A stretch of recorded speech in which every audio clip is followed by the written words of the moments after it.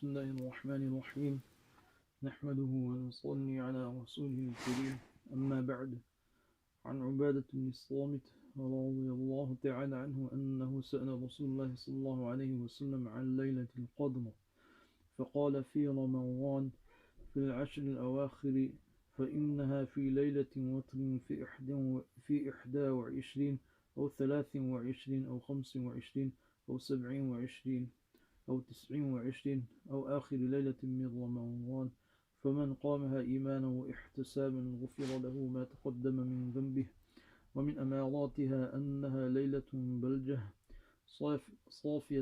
صافية ساكنة ساجية لا حارة ولا باردة كأن فيها قمرا ساطعا ولا يحل لنجم أن يرمى به تلك الليلة حتى الصباح ومن أماراتها أن الشمس تطلع صبيحتها لا شعاع لها مستوية كأنها القمر ليلة البدر وحرم الله على الشيطان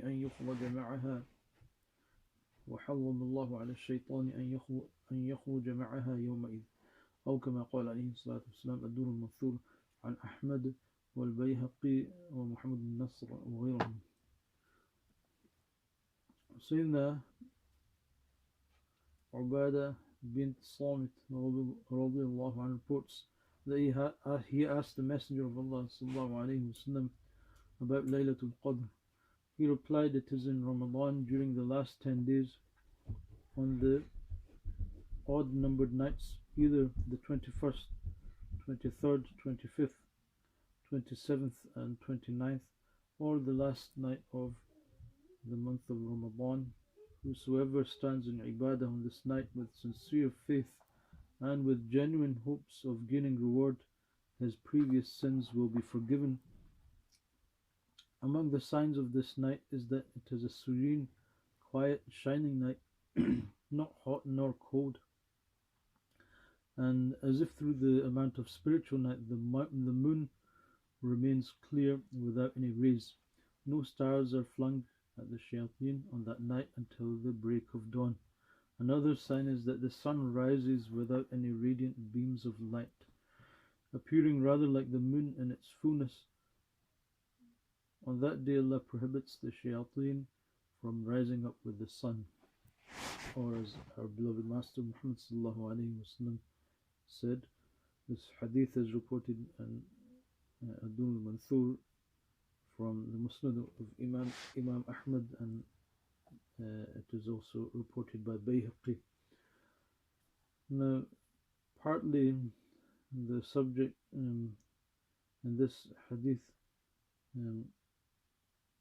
what has been mentioned regarding the determining of Laylatul Qadr has also already been discussed in previous lectures of hadith on this topic.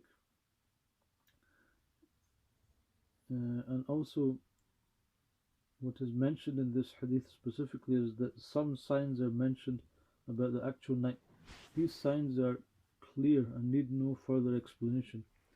Apart from these signs, however, there are other signs too, as found in the hadith and the experience of those who had the fortune to encounter Laylatul Qadr.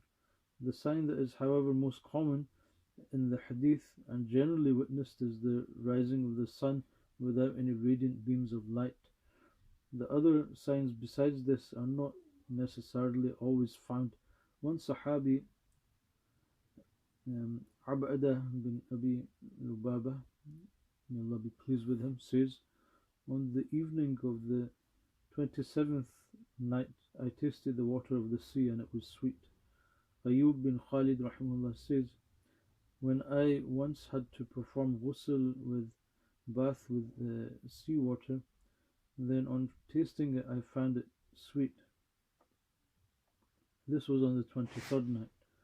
Some of the Mashaykh wrote that on the evening of Laylatul Qadr everything prostrates on the ground, then they return to their positions. These are, however, things that are only shown to the extremely pious ones and are not seen by the ordinary person. May Allah subhanahu wa ta'ala grant us the tawfiq to spend all these remaining nights of the Mubarak month of Ramadan in His service and worship. And grant us the full, and may Allah subhanahu wa ta'ala grant us the full barakat and warat and blessings of the night of power. أقول قولي هذا أستغفر الله لي ولكم ولكافة المسلمين فاستغفروه إنه هو الغفور الرحيم.